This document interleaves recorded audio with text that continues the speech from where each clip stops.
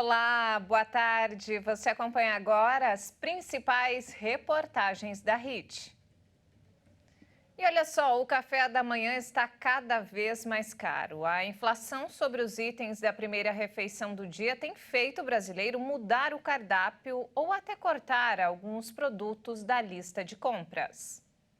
Está cada vez mais difícil comprar o pãozinho nosso de cada dia. Eu assustei que eu fui comprar pão outro dia, levei R$ 5. Comprei 4 pãezinhos e tive que pagar com Pix porque os R$ 5 não dava mais. Só este ano, o pão francês subiu cerca de 15% e o café sofreu quase o mesmo aumento. O preço dos alimentos também, e o café se inclui nisso, em especial, está intimamente ligado ao custo do frete. O transporte é feito por meio de caminhão que utiliza o petrodiesel. E com a pressão do preço do petróleo também decorrente da crise Rússia e Ucrânia, então a gente também teve essa pressão adicional, em especial ali também no café. É claro que a inflação sobre o café também está relacionada aos efeitos das chuvas do começo do ano sobre a produção. Mas o economista explica que é o conflito entre Rússia e Ucrânia que mais tem impactado no preço dos alimentos.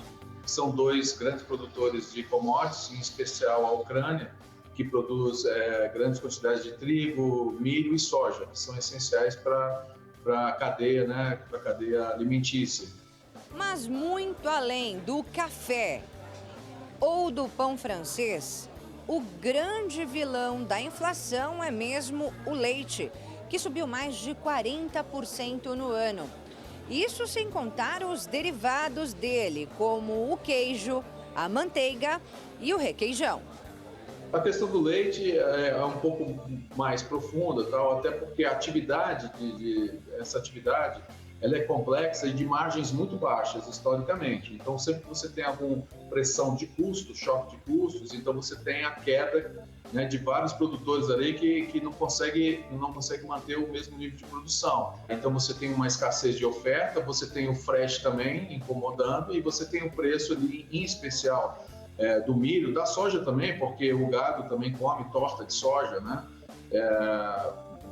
farelo de milho e outros componentes também. E aí, diante de tantos aumentos, muita gente tem reduzido ou substituído os produtos do café da manhã. A gente vai assim mudando o cardápio, uma tapioca com carne de sol, um ovo. Você presta mais atenção no comprar, você escolhe, você busca preço. Eu comprava leite para o mês inteiro, hoje eu já não faço mais isso.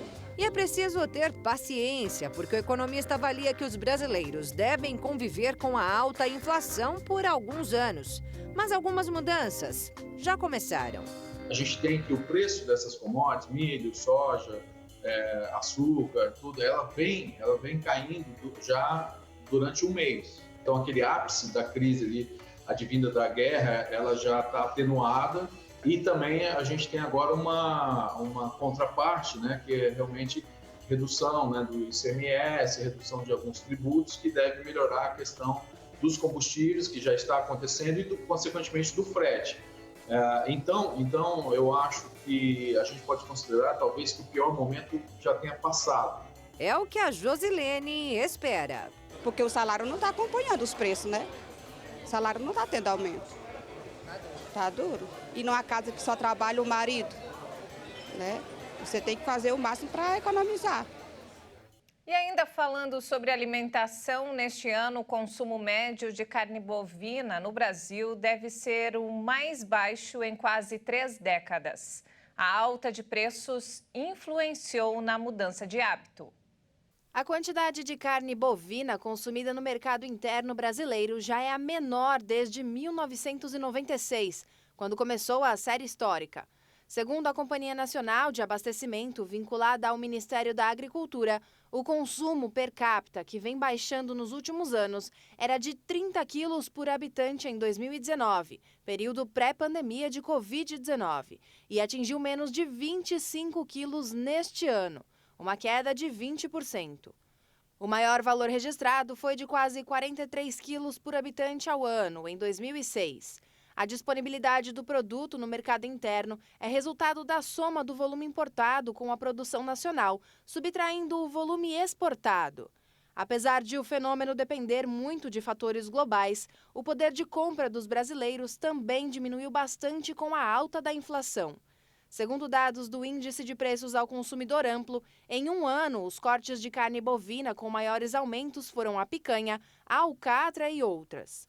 Uma outra pesquisa mostrou que das pessoas entrevistadas, 72% deixaram de comprar cortes considerados de primeira e 28% interromperam também as compras de carne de segunda.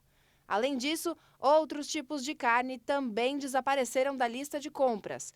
15% não colocam mais no carrinho carne suína, de frango ou peixe e 26% deixaram de levar para casa carnes processadas como a linguiça e a salsicha. Após 4 meses em alta, a indústria registrou a primeira queda em junho. Segundo o IBGE, o setor ainda segue abaixo do nível pré-pandemia. Depois de 4 meses seguidos de elevação, a produção industrial no Brasil teve queda de 0,4% em junho. Segundo o IBGE, os meses anteriores de expansão acumularam alta de 1,8%.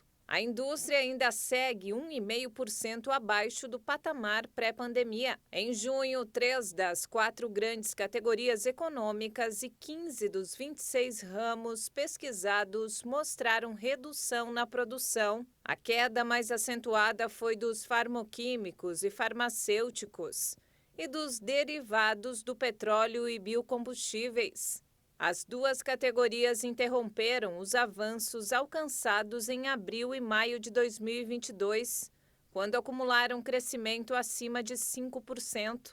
Registraram recuo ainda o setor de máquinas e equipamentos, de metalurgia, de equipamentos de informática, produtos eletrônicos e ópticos e de outros equipamentos de transporte. Por outro lado, entre as 9 atividades em alta, veículos automotores, reboques e carrocerias tiveram aumento. Já indústrias extrativas recuperaram parte da queda observada em maio. Os dois setores exerceram os principais impactos positivos em junho. Com 2 anos de atraso, começou na última segunda-feira em todo o país a coleta de dados do censo. Programado para acontecer em 2020, o levantamento foi adiado por causa da pandemia de Covid e em 2021 sofreu um novo adiamento por falta de orçamento. O primeiro brasileiro entrevistado pelo IBGE no censo 2022 foi o presidente da República, Jair Bolsonaro. A equipe do IBGE, junto com o presidente do Instituto, Eduardo Rios Neto, esteve no Palácio da Alvorada, onde mora Bolsonaro, na manhã desta segunda-feira. Estou aqui com o presidente do IBGE, o Gabriel, que me entrevistou. Sou a primeira pessoa a ser entrevistada pelo censo 2022. Presidente, é um prazer. O senhor é o cidadão número 1 do país e nós estamos começando daqui durante 3 meses, agosto, setembro, outubro, que todas as residências brasileiras recebam o IBGE bem para que a gente entreviste todos os domicílios, faça o recenseamento de todos os domicílios para o bem da nação. Começamos com o presidente da República. Gabriel, como é que foi a tua primeira entrevista aí? Foi bem? Foi tranquilo demais. Agradecer ao presidente, senhor Jair Bolsonaro, por conceder a entrevista para a gente. E assim, é importante receber o censo na sua casa, porque será de suma importância para formular as políticas públicas do Brasil daqui para frente. A todos os recenseadores, parabéns pelo trabalho e vamos em frente. O Brasil é nosso. 75 milhões de casas serão visitadas pelos 183 mil recenseadores do IBGE. 2 formulários estão sendo utilizados. O básico leva até 5 minutos para ser respondido. O ampliado, com 77 perguntas, pode levar até 16 minutos. 11% dos entrevistados responderão esse formulário maior e eles serão selecionados aleatoriamente. Esse formulário se chama amostra, né? E ele é selecionado de forma aleatória. A cada número de entrevistas ele é selecionado. E aí ele faz um número maior de perguntas do que o questionário básico. E são perguntas mais específicas. Então vai perguntar sobre fecundidade da mulher, sobre deficiência. Então ele é um formulário um pouquinho mais demorado. Os recenseadores estão identificados com colete, boné e um crachá com QR Code. Aqui a gente tem o nosso crachá, tem a nossa foto Tem um QR Code que a pessoa pode escanear no celular e vai direto ao site do IBGE, aí você consegue ver a matrícula do recenseador, foto, quanto tempo está no IBGE.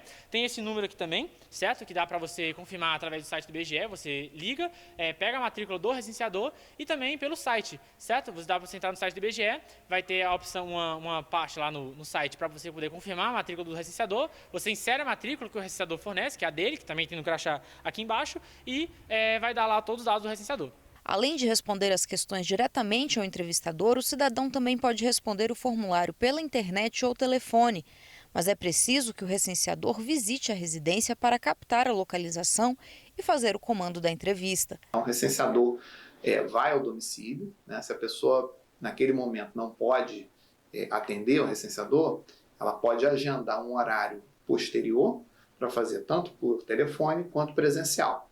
Ou se a pessoa tem a intenção de fazer uma coisa, um aspecto um pouco mais reservado, né, ela pode fazer o autopreenchimento pela internet. O investimento no censo 2022 foi de R$ 2 bilhões e 300 mil reais. Esse trabalho é fundamental para quantificar e conhecer a população brasileira. O resultado deve ser divulgado até o fim do ano e vai ajudar a nortear as políticas públicas da próxima década. Vocês devem lembrar do caso de um carro que explodiu em um posto de combustíveis na zona norte do Rio de Janeiro há alguns dias. Pois é, a explosão acabou levantando questionamentos sobre a segurança do gás natural veicular. Quais seriam as vantagens e desvantagens de ter um carro com cilindro de GNV? Vamos conferir. Estas imagens chocaram o país nos últimos dias. O veículo explodiu no momento em que era abastecido com gás natural veicular em um posto de combustíveis na zona norte do Rio de Janeiro. A mulher que aparece ao lado do carro sofreu apenas ferimentos leves. Já o motorista, Mário Magalhães da Penha, de 67 anos, que estava próximo ao porta-malas, foi lançado a cerca de 2 metros do carro e não resistiu aos ferimentos. Para entender essa explosão, nossa equipe está hoje em uma instaladora de GNV na zona leste de São Paulo. O proprietário dessa oficina já está há quase 20 anos no mercado, já fez cerca de 70 mil conversões e, pela experiência, explica o que pode ter ocorrido no caso do Rio de Janeiro. Infelizmente, isso ocorre com instalações em lojas não homologadas, lojas clandestinas, que você não tem essa preparação ideal para ser montado, tanto quanto a mão de obra quanto equipamentos. Os frentistas do posto confirmaram que a explosão foi no cilindro de gás do veículo, que, segundo eles, estaria mesmo em mau estado de conservação. A vida útil do cilindro é de, no máximo, 20 anos e, a cada 5, uma revisão deve ser feita. Ele passa por uma vistoria, pelo teste hidrostático, né, que vê se ele tem alguma fissura, algum problema. Então, geralmente, aí ele não tem, porque ele é um material extremamente resistente. Essa seria uma das vantagens do GNV. Outra diz respeito à natureza. A queima é 100%, então ele faz bem para o meio ambiente, porque a queima ele não deixa resíduo, e faz muito bem para o motor. Inclusive o óleo, quando você troca de um carro normal com gasolina ou álcool, ele sai muito escuro. Quando você tem um carro GNV, a troca do óleo, o óleo sai exatamente como entrou. Ele sai muito clarinho porque ele não arrasta resíduos. O Adriano diz que a única desvantagem do GNV é o espaço ocupado pelo cilindro no porta-malas. A economia com GNV fez o número de conversões aumentar de forma significativa nos últimos meses.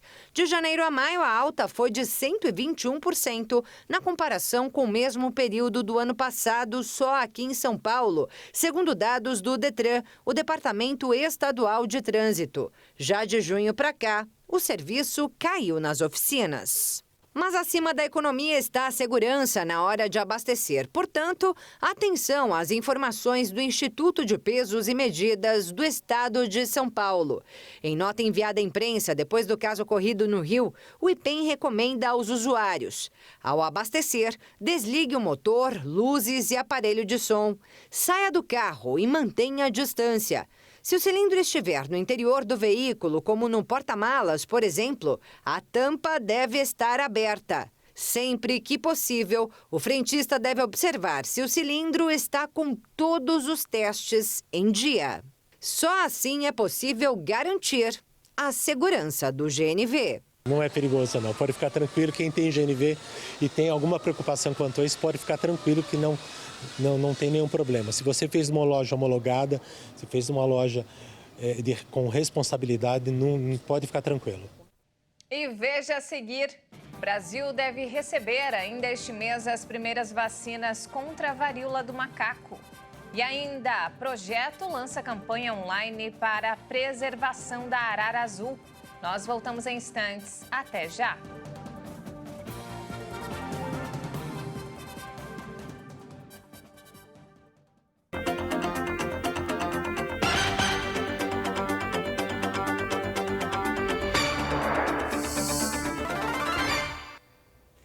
O ministro Marcelo Queiroga afirmou que o Brasil deve receber ainda este mês as primeiras vacinas contra a varíola do macaco. Para ele, não há risco da doença virar pandemia. A estimativa do Ministério da Saúde é que o primeiro lote do imunizante contra a varíola do macaco, com 20 mil doses, chegue no final deste mês. O segundo lote, com 30 mil doses, deve chegar no começo de setembro. As vacinas foram encomendadas junto à Organização Pan-Americana de Saúde e à Organização Mundial da Saúde. Os profissionais de saúde que estão atendendo os pacientes com a varíola do macaco devem ser o primeiro grupo a receber o imunizante. Marcelo Queiroga afirmou que há a perspectiva de produzir a vacina no Brasil pela Fiocruz e o Butantan, mas para isso precisam do banco de células. De acordo com o ministro, o governo pretende ampliar o número de laboratórios que fazem o diagnóstico da varíola do macaco no Brasil. Atualmente, apenas 4 fazem esse diagnóstico: o Instituto Adolfo Lutz, o Instituto Oswaldo Cruz, a Universidade Federal do Rio de Janeiro e a Fundação Ezequiel Dias. O objetivo é que todos os 27 laboratórios centrais do país passem a diagnosticar a doença.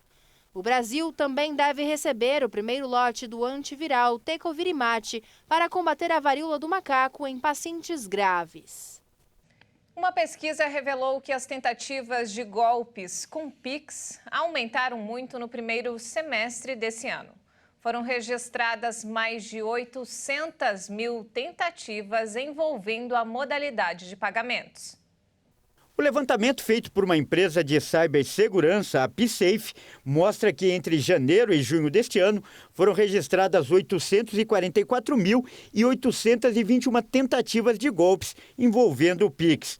No primeiro semestre do ano passado, foram 65.433 tentativas de golpe. Isso significa um aumento de 1.191%. A crescente popularidade do meio de pagamento no Brasil fez os cybercriminosos aproveitarem as oportunidades para aplicarem seus golpes. O número de transações por Pix cresceu 275% no primeiro semestre de 2022, em comparação com o mesmo período do ano anterior. De janeiro a junho deste ano, foram realizadas mais de 8 bilhões de operações, contra 2 bilhões no mesmo período do ano passado. O resultado demonstra que as tentativas de golpe cresceram em ritmo mais elevado que a própria adesão à ferramenta do Banco Central. E para evitar os golpes, é importante ficar atento a algumas dicas. Ao fazer um Pix, cadastre a conta recebedora. Evite clicar em links para fazer uma transferência. E para receber, envie uma chave aleatória. Não use seu CPF com estranhos. A maior feira para pessoas com deficiência do Brasil aconteceu em São Paulo no último fim de semana. O evento apresentou novidades do setor para melhorar a qualidade de vida desse público. A Caiu, como gosta de ser chamada, tem dificuldades de locomoção.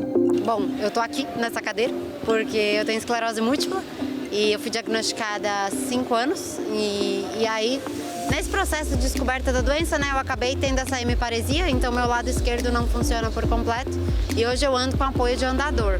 A designer conta que o andador é grande e pesado e, por isso, dificulta o transporte. Eu pego Uber praticamente todo dia e aí, cara, eu chamo a atenção mesmo sem querer chamar, porque eu tenho um raio do andador e eu tenho que falar, moço, ter que caber no carro, né? É mais difícil do que uma cadeira de rodas. E agora, o que a gente faz? Mas é com esse sorrisão no rosto que ela busca maneiras de melhorar a mobilidade. E nesta feira realizada em São Paulo, ela encontrou opções bem interessantes. A Mobility Show é a maior feira para pessoas com deficiência do Brasil, com inovações que proporcionam melhor qualidade de vida para esse público. A gente tem 46 milhões de brasileiros com algum tipo de deficiência no Brasil. Não é só deficiência física, né? A gente fala em mobilidade, mas é mobilidade no geral. É deficiência física, auditiva, intelectual, visual, múltipla. E o desenho universal traz a mobilidade para a pessoa, né? Então não é só para a pessoa com deficiência. A mobilidade serve para a mulher grávida, para o obeso, para o idoso. Esta cadeira motorizada dobrável seria uma excelente opção para a Caio, que precisa de algo mais compacto e leve na hora de sair de casa. Ela pesa apenas 29 quilos e cabe perfeitamente em qualquer porta-malas. O diferencial dela é que ela abre e fecha automaticamente. As cadeiras que a gente tem concorrente nossa, ela fecha, né? Só que manualmente. A nossa cadeira ela tem um controle remoto que a gente consegue fechar e abrir automaticamente e também conduzir a cadeira através do controle remoto. Essa era uma tecnologia que a gente não tinha aqui no Brasil, é isso? Não, a gente não tinha. A gente tem outros modelos similares, porém não tem um controle remoto e não tem essa condução através do controle remoto, somente através do joystick, né? E olha esse carro adaptado para cadeirantes. É o primeiro veículo acessível desse porte na América Latina. A gente não pensou somente em criar um espaço para colocar a pessoa sentada na cadeira de rodas, como foi feito até então. A gente pensou em criar um ambiente mais próximo possível do ambiente da primeira fileira do veículo, onde a pessoa tem melhor temperatura, visão, conforto, e a gente conseguiu com esse novo projeto.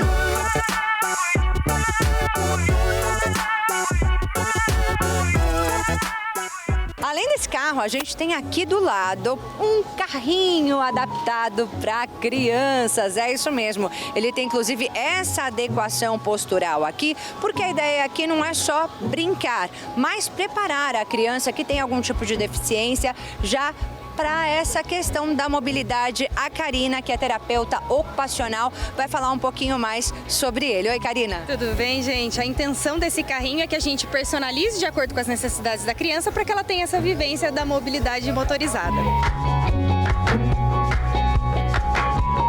Esta outra empresa faz adaptação de triciclos, conforme a necessidade do cliente. Aquele triciclo menor é produzido pela gente, a gente compra um scooter da Honda, um Honda Elite 125, e a gente tem uma motorização de transformação e transforma ele no triciclo, que atende a categoria de idosos, de pessoas com pouca mobilidade, falta de equilíbrio, o cadeirante, pessoas com amputação, consegue habilitar com esse tipo de triciclo.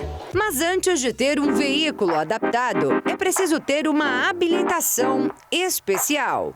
Já habilitamos casos muito severos de pessoas dirigindo só com os pés, tetra-amputados. Depois de habilitada, a pessoa com deficiência compra o veículo com isenção de impostos, como IPI e ICMS, o que torna o automóvel até 25% mais barato. E aí o médico do Detran que vai designar qual tipo de carro e veículo a pessoa com deficiência física vai dirigir. O carro adaptado também fica isento de IPVA e do rodízio municipal de veículos, existente em algumas cidades. Os mesmos benefícios valem para a pessoa com deficiência que não quer ou não pode dirigir, mas pretende nomear um condutor. Esse poderia ser o caso da Caio, que até agora tinha receio de dirigir. Mas aqui começou a mudar de ideia. Sim, total. É só adaptar. Tudo é adaptação. Tá tudo certo, tipo, a gente usa o que precisa usar. E olha só que bacana, o sinal 5G foi ativado em São Paulo na última quinta-feira. A capital paulista é a quinta cidade do país a contar com a nova tecnologia. Mas você sabe que mudanças essa novidade vai trazer para a sua vida? Veja na reportagem. O 5G já está em algumas cidades do Brasil, mas muita gente nem sabe disso ainda. Não. Não sei. Não tem muita certeza, né? Uns falam que tem, outros falam que não tem, né? E quando o assunto são as mudanças que a tecnologia vai trazer, aí as dúvidas são ainda maiores. Calma aí. Eu sei, mas é um branco. Não. É mais internet, né? O pessoal só fala 5G, mas o que é? Não sabe. O 5G é a internet móvel de quinta geração, com velocidade bem maior do que a que se tem hoje. E é isso que vai fazer toda a diferença. A velocidade é 20 vezes maior. E o diferencial, qual que é? Que com o 5G a gente consegue deixar vários aparelhos interconectados, né? E funcionando remotamente. Isso a gente não conseguia fazer com o 4G. A especialista ainda afirma que o 5G é muito mais rápido do que o Wi-Fi, que pode estar com os dias contados. Então eu acredito que isso vai ser gradativo, né? Esses planos de Wi-Fi, né, hoje que tem uma ampla, né, assim, várias concorrentes, assim, um disputando com o outro, acho que a tendência é acabar com isso mesmo e o pessoal optar pelo 5G. Em termos de velocidade, não tem comparação. A novidade vai transformar rotinas. As pessoas poderão trabalhar remotamente com um nível de internet superior, né, em termos de imagem, de velocidade, né? Isso vai ser um facilitador que a gente já não tinha no 4G. Né? Às vezes você estava lá no 4G, começava a cortar o vídeo, caía a ligação, a lentidão, até para o pessoal que precisa fazer download de vídeos, né, de matérias, também é muito difícil porque fica lá, né, carregando. Então, tudo que a gente precisa de velocidade na entrega, o 5G vai atender a demanda. É o ideal para uma época em que se depende do celular para quase tudo, desde o acesso a bancos, cartões e documentos, até as compras dos mais diversos produtos e serviços. E não para por aí. Até a residência, por exemplo, da gente, hoje tudo é automação, né? Então você pode apagar e acender a luz pelo celular. Com a nova tecnologia, será possível até que um cirurgião realize um procedimento à distância por meio de um robô. Tudo em tempo real. Mas não exatamente agora, pelo menos aqui no Brasil. Apesar da ativação do 5G em algumas cidades, ainda pode levar algum tempo para que a tecnologia funcione de fato em todas as localidades. Isso porque tudo depende da instalação de antenas. Aqui em São Paulo, por exemplo, já foram feitos cerca de 900 pedidos para a instalação desses equipamentos. Um número que é superior ao exigido e que indica que logo toda a capital estará coberta. Mas ainda não há uma data definida. Mas alguns prédios por aqui já têm o 5G habilitado. Principalmente na região da Paulista, Zona Sul, todos eles já estão com 5G. Então é automático, você está lá e o seu telefone automaticamente já muda para essa rede de cobertura. Só que para ter acesso a essa internet móvel mais rápida, é preciso ter um aparelho compatível. A pessoa vai ter que trocar de aparelho. Infelizmente, para poder ser atendido por essa nova tecnologia, vai ter que também pegar um aparelho com uma tecnologia um pouquinho mais avançada. A promessa do mercado é que no futuro próximo os aparelhos com tecnologia 5G fiquem mais em conta, acessíveis a todos. Eu vou ver o custo-benefício depois. O custo pode ser bem variado, mas o benefício já é indiscutível. É enriquecedor, principalmente para o Brasil, né, que eu acredito que é um dos países que cresce cada vez mais nessa área de tecnologia. A cidade de São Paulo é a quinta do país a contar com a nova tecnologia de internet móvel. Antes, o 5G chegou a Brasília, Belo Horizonte, Porto Alegre e João Pessoa. Depois vai a Goiânia, Salvador, Curitiba e Rio de Janeiro. E a previsão é que até o final do ano, todas as capitais já tenham o 5G ativado. A umidade relativa do ar está batendo níveis baixíssimos em Dourados, no Mato Grosso do Sul. E se a falta de chuva prejudica nós humanos, os animais também sofrem consequências com o tempo seco. Diferente dos outros anos, o inverno em 2022 tem registrado dias muito quentes em Dourados. Os termômetros chegam a registrar temperaturas próximas de 30 graus. Há mais de um mês não chove e não tem sequer previsão de chuva para as próximas semanas. E a condição climática traz problemas também para os pets, tanto os de pele quanto os respiratórios, causados por vírus ou bactérias. O quadro, neste caso, apresenta sintomas semelhantes ao de qualquer resfriado. Assim como a gente sofre com o clima seco, os animais sofrem da mesma maneira. Problemas de pele, desidratação, problemas respiratórios, mais dificuldade. Então, os cuidados que a gente tem que ter com a gente são os mesmos que a gente tem que ter com os pets. Faça frio ou calor, o passeio das Ninas é sagrado. 8 horas em ponto e elas já estão preparadas para dar umas voltinhas pelo bairro. Agora, todos estes cuidados que são tomados nesta época do ano devem ser mantidos, inclusive nos momentos de diversão, durante os passeios. A temperatura elevada do asfalto pode comprometer ainda mais as almofadinhas dos cães, que muitas vezes não são hidratadas conforme a necessidade. A pele dos pets resseca tanto quanto a nossa nesse clima mais seco. Aí nós temos assim opções de hidratação de pelo durante o banho, que a gente faz a hidratação aqui no banho, e essa hidratação vai hidratar o pelo e a pele, e a gente tem algumas opções de sprayzinho para manutenção em casa. Então você pode passar diariamente um sprayzinho de hidratante para não deixar essa pele ressecar, rachar, machucar.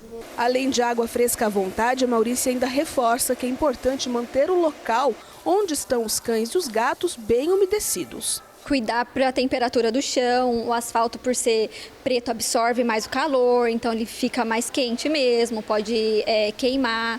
Tem que escolher bem a hora de passear e de brincar na rua. Os animais, eles demonstram tudo que eles estão sentindo, né? Então vale a pena a gente ficar de olho para poder minimizar os problemas. Afinal, é importante manter a qualidade de vida para os patudos também. Você já pensou em adotar uma arara? É isso mesmo, o Instituto Arara Azul de Mato Grosso do Sul lançou uma campanha bem interessante que pede doação para monitoramento e conservação das aves. O objetivo é estudar e acompanhar o desenvolvimento de araras, principalmente filhotes. As araras canindés são um dos símbolos de Campo Grande. É impossível passar por elas e não parar ao menos por um instante para admirar e se render aos seus encantos. Um dos grandes responsáveis por essas aves encontrarem na capital o ambiente propício para a vida e reprodução é o Instituto Arara Azul, com 31 anos de existência. O período de procria da espécie começa agora, em julho, e se encerra em janeiro.